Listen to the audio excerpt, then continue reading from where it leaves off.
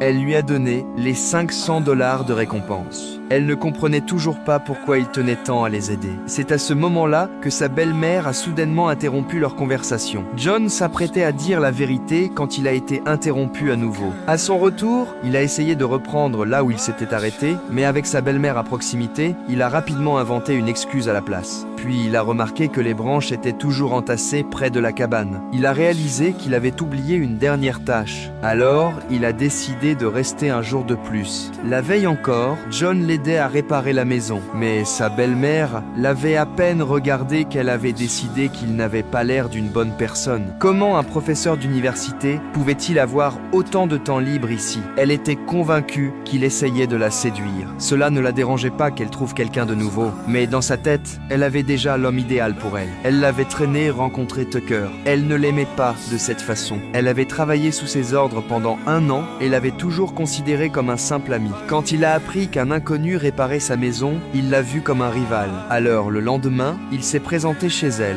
Il a d'abord décliné son identité. Puis, agissant comme le maître des lieux, il a grimpé à l'échelle et a commencé à critiquer le travail de John. Il a dit qu'il pouvait très bien lui donner de l'argent pour engager quelqu'un, d'autant que John n'avait pas de certification. John a parfaitement compris la situation. Il n'a pas discuté. Elle n'avait aucune idée de ce qui se passait. Elle n'arrêtait pas d'appeler pour prendre des nouvelles de l'avancement des travaux. Mais petit à petit, les conversations s'éloignaient de la maison. Ils parlaient du passé, ils parlaient de rêves. Quelque chose entre eux avait discrètement changé. Ce qui avait commencé comme des appels occasionnels était lentement devenu une partie de leur routine quotidienne. Elle remarquait le changement, mais elle savait aussi que tôt ou tard, il partirait. Alors elle se retenait. Bientôt, la maison fut terminée. Quand elle a appris la nouvelle, elle a tout de suite ramené les enfants. En voyant la nouvelle lucarne qu'il avait ajoutée, ils ont tous été émerveillés. Cette nuit-là, ils se sont réunis pour dîner dans un restaurant avant que la fête ne commence vraiment. Tucker a attiré l'attention de tout le monde et a fait une annonce. Il avait toujours voulu une famille, mais n'avait jamais trouvé l'âme sœur. Ici, il avait rencontré la femme qui changeait tout. Elle l'a fixée, stupéfaite. Il a sorti une bague de sa poche et s'est agenouillé devant elle. Ce que personne n'avait prévu, c'est qu'elle a dit oui. Pour l'avenir de sa famille, elle a laissé tomber son propre bonheur. L'amour lui semblait être un luxe qu'elle ne pouvait pas s'offrir.